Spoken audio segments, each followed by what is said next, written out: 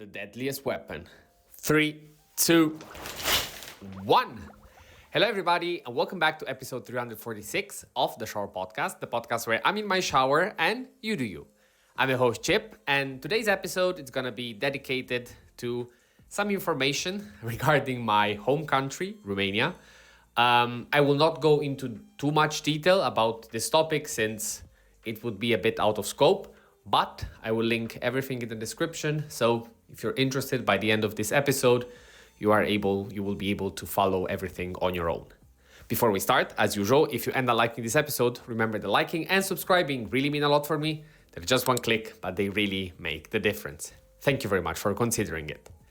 Now, what is the discussion and what I mean by the deadliest weapon?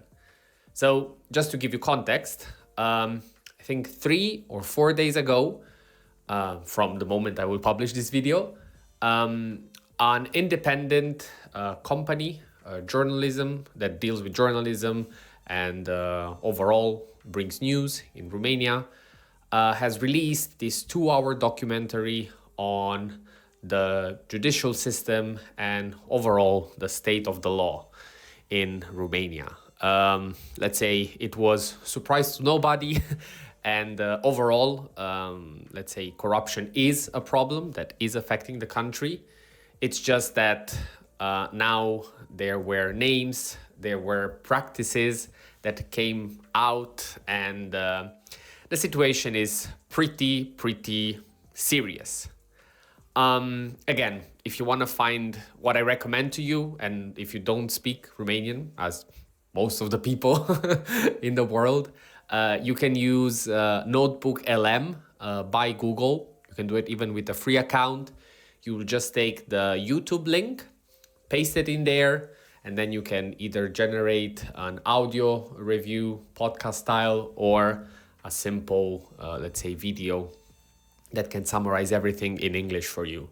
I actually did it yesterday just to see what was the main topic of the video.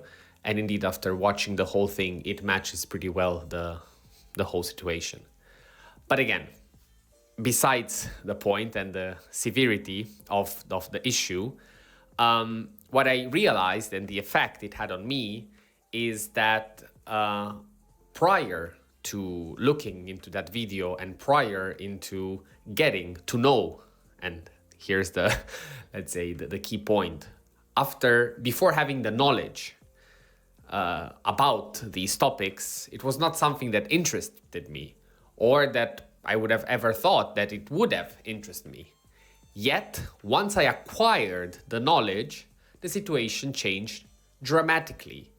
The way I saw the system, the way I considered myself into that system, even though I'm not living there at the moment, the effect it had on my relatives, on my parents, and again, a whole lot of cascading events that, again, 1 hour prior to getting that information, it would have stayed like that. And the crazy bit is that, let's say in this scenario, I was fortunate enough that the video got forwarded to me by a friend that I do trust and which opinion I hold in high regard. So I was like, okay, let me see this. And yeah,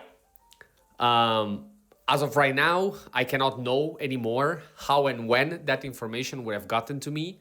Of course, given the severity and how big this thing has been, from a media perspective, from, let's say, a country perspective, it might have arrived. But there is also the possibility that that information would have never arrived to me. And that was quite frightening, I have to say. It's something that, after seeing everything and realizing how insane everything it was, I had to come to the realization that indeed all those things happened, let's say, in front of us as a general public, but this trend of power and leverage that exists in life, it gets very tricky. And the whole point that I'm trying to make, and again, I'm not here to blame nobody, or I'm not here to change anything. It's just another voice in the billions that are out there in the internet. But if you are listening to this, I would like to make you think about two things. First of all, there is a lot, and I mean a lot, of bad stuff happening out there. The more you get to know about it, the crazier it gets. And I genuinely believe that, one, not knowing about these things is a privilege, or it can be a privilege. And this links perfectly into the second one. It becomes a privilege if it is a choice that you make. What do I mean by that? Is information will arrive to you, and it's up to you how to digest it and how to make it yours. Full ignorance is never the solution. It is a convenient way to follow, but it's not the solution, because it will keep you in the dark about many things that, even though you can't do much about, it's still good that you know about them. And the second one is that, given the amount of things that are out there, you have to select your battles. Keep, first of all, if you can, let's say in priority, everything that is close around you. Try to make as much as you can your life good enough so that you can at least, let's say, enjoy what's around you. And based on your opportunity, based on your position, and based on the moment in your life, try to escalate that as much as possible. Fixing the world will never be something that will happen from one person.